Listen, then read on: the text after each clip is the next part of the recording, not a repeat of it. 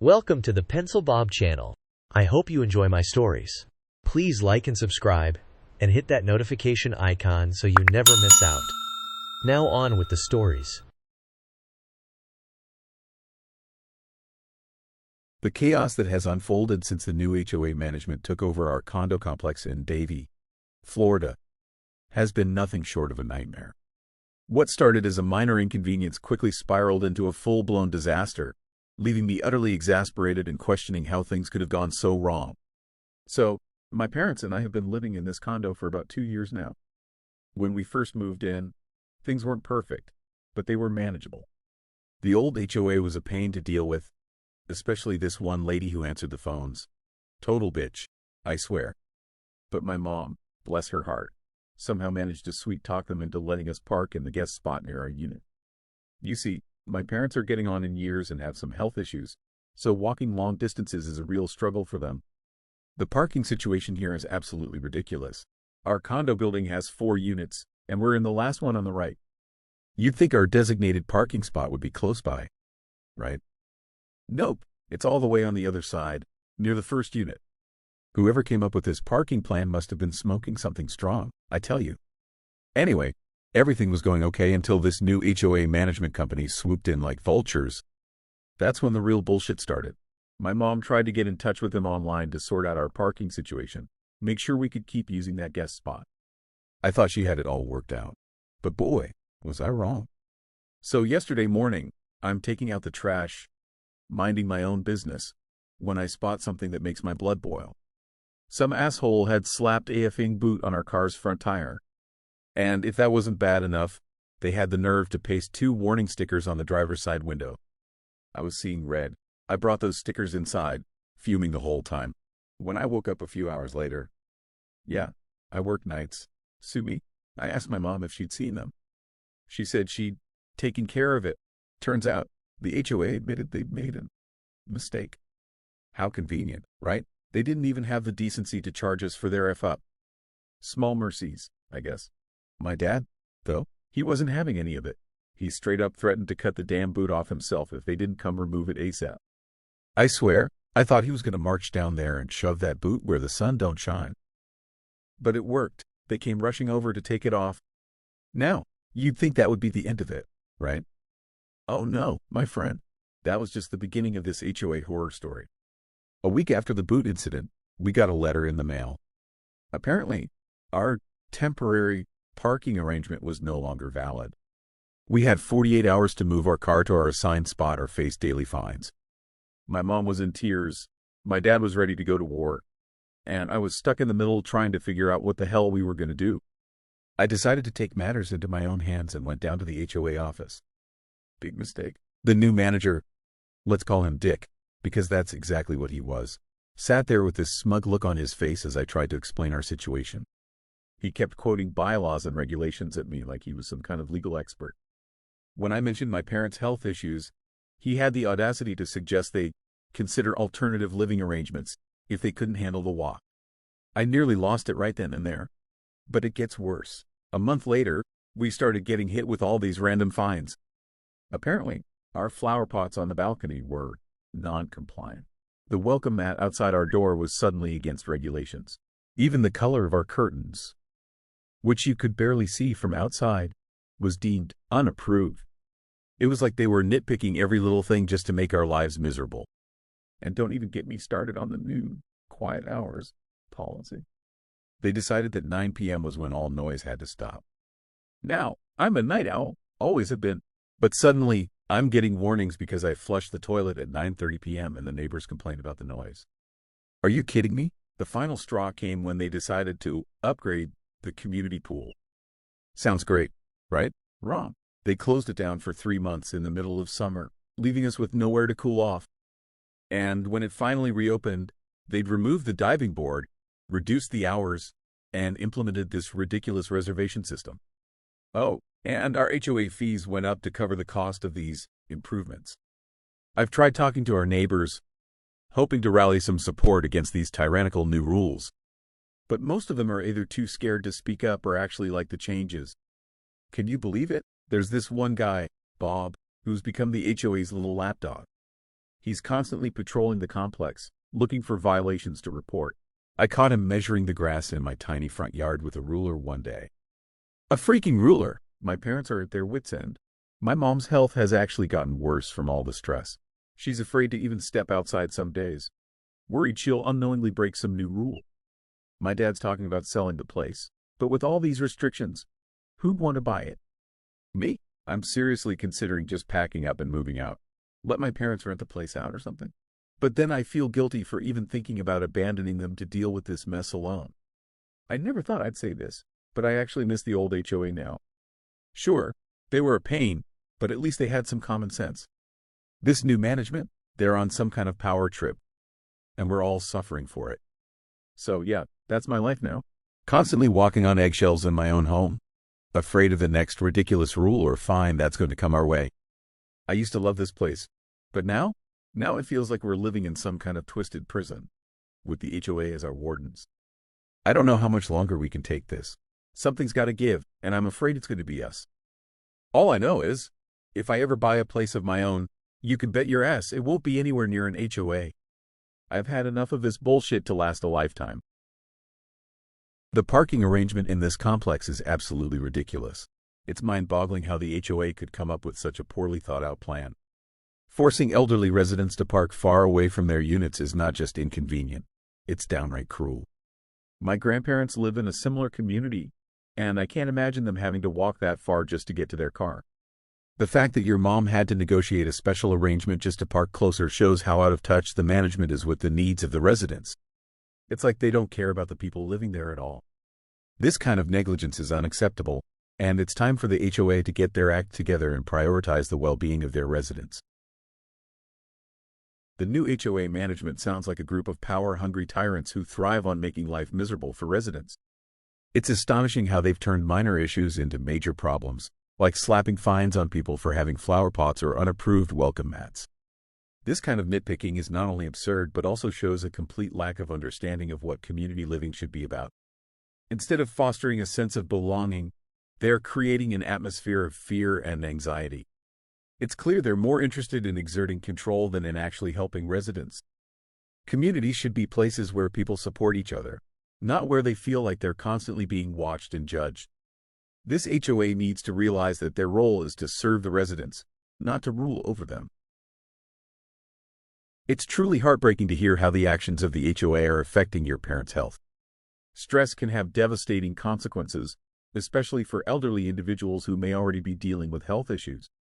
The fact that your mom's health has deteriorated due to the constant worry about parking and fines is a clear indication that the HOA is failing its residents. This isn't just about convenience, it's about the overall well-being of the people living there.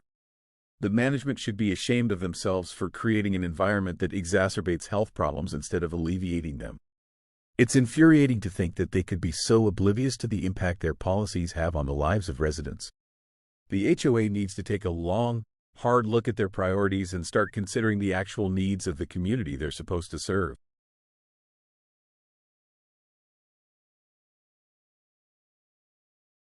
I've lived in 2 HOA properties where I owned homes, and I can confidently say, never again. The experience was enough to make me swear off HOAs for good. The first property was a condo in a high-rise building. Initially, I was excited about the amenities and the idea of a tight-knit community. However, that excitement quickly faded when I got involved with the condo association board. I served on the board for a bit, thinking I could make a positive impact. But I soon realized the absurdity of the rules and the way they were enforced. Most of the board members were over 50 and seemed to take pleasure in wielding their power over the owners. They would impose special assessments for the most trivial reasons, and it felt like they were constantly looking for ways to squeeze more money out of us. The board president was particularly creepy. He would spend hours watching the security cameras and would often make comments about people's daily activities. I remember one time he said to me, "I saw you went to the grocery store today." It was unsettling, to say the least. The invasion of privacy was just too much. It felt like we were living under constant surveillance, and it made me incredibly uncomfortable. After a few years of dealing with this nonsense, I decided to move. I purchased a single-family home, SFH, in a development, hoping for a better experience. Initially, it seemed like a dream come true. The HOA in this development was much more relaxed. They pretty much left folks alone, which was a refreshing change. However, there were still some issues. For instance, a few people had new roofs put on their homes, only to be told they had to redo them because the color wasn't approved. It was ridiculous. Imagine spending thousands of dollars on a new roof, only to be told you have to do it all over again because it didn't match the HOA's aesthetic standards. It was just another example of how these associations can be petty and overbearing. Despite these annoyances, there were some positives. The community had a decent pool that I enjoyed using during the summer. It was a great place to relax and cool off on hot days. However, the dues we paid felt like a waste of money because the board didn't enforce important rules. Parking was a mess, with cars often blocking driveways or taking up multiple spaces. Trash bins were left out for days, making the neighborhood look unkempt. It was frustrating to see our money being spent on amenities that weren't properly maintained or enforced. 3 years ago, my family and I decided it was time to upgrade our home. We were fortunate to have an exceptional realtor who found us a beautiful house in a 90-home development with no HOA. It felt like we had hit the jackpot. There was no pool or other amenities, but that didn't matter to us.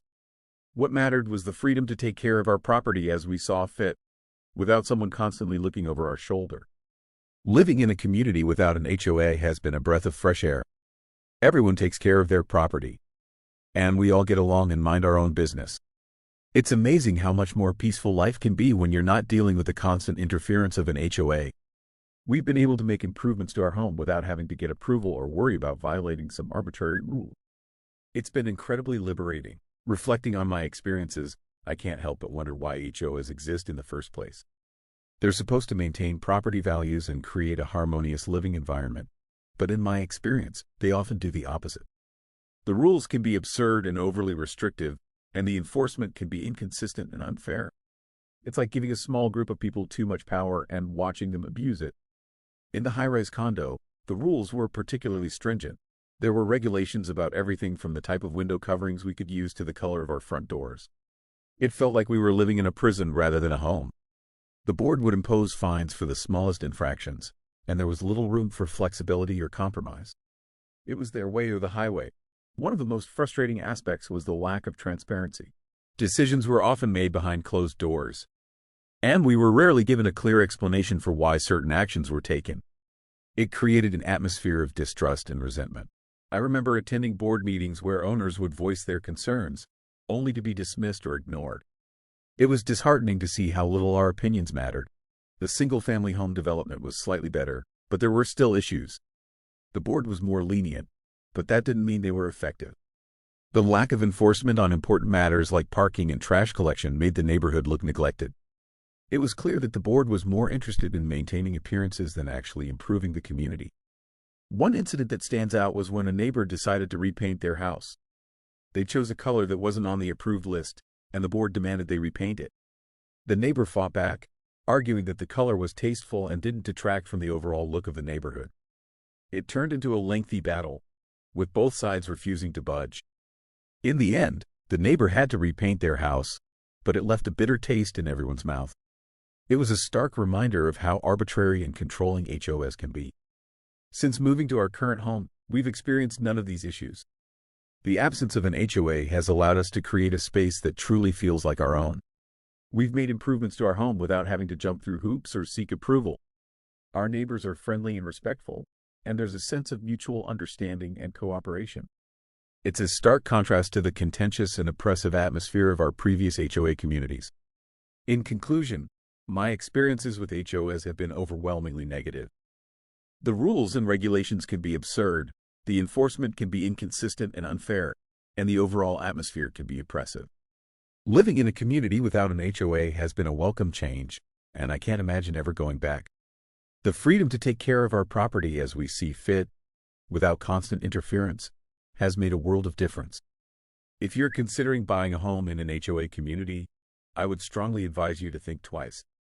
The promise of a well-maintained and harmonious community often comes with a heavy price. That HOA president watching the cameras all day is straight up creepy. I saw you went to the grocery store today. Are you kidding me? That's some serious Big Brother stuff right there. HOAs are supposed to maintain property values, not turn into a surveillance state.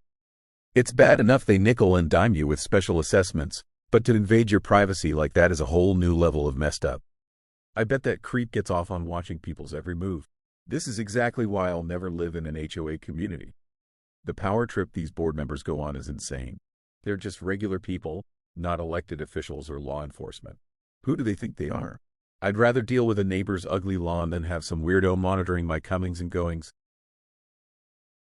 The inconsistency in rule enforcement is what really gets me about HOAs. Like, how is it fair that some people have to redo their entire roof because the color wasn't approved, but others can just leave their trash cans out wherever they want? It's complete BS. These board members just pick and choose which rules to enforce based on their own biases or personal vendettas. And don't even get me started on the parking situation. If you're going to have rules, at least enforce them equally across the board. But no, they'd rather waste everyone's money on a pool that nobody uses instead of actually doing their job. It's like they forget that we're the ones paying their salaries through our dues. And speaking of dues, what a colossal waste of money. They collect all this cash and then do absolutely nothing with it. No wonder so many HOAs end up in financial distress. They're too busy micromanaging people's lives to actually manage the community's finances properly. It's a joke, and homeowners are the ones left holding the bag. The fact that a renter can be the HOA president is absolutely mind-boggling. How does that even make sense? They have zero stake in the long-term value of the property. No wonder the HOA is in financial distress. They've got someone running the show who doesn't even own a home there. This is exactly the kind of nonsense that makes HOAs a nightmare. They claim to be looking out for homeowners' interests, but then they let someone who's just passing through call the shots. It's like letting a temp worker run a company. And I bet you anything that this renter president is one of those people who goes on a power trip, making life miserable for the actual homeowners. The whole system is broken. HOAs need a complete overhaul, starting with only allowing actual property owners to serve on the board. Anything less is just asking for trouble.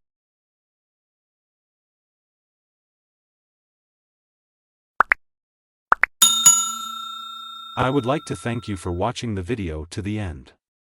To encourage us to make more videos, please like, subscribe, comment, as well as share.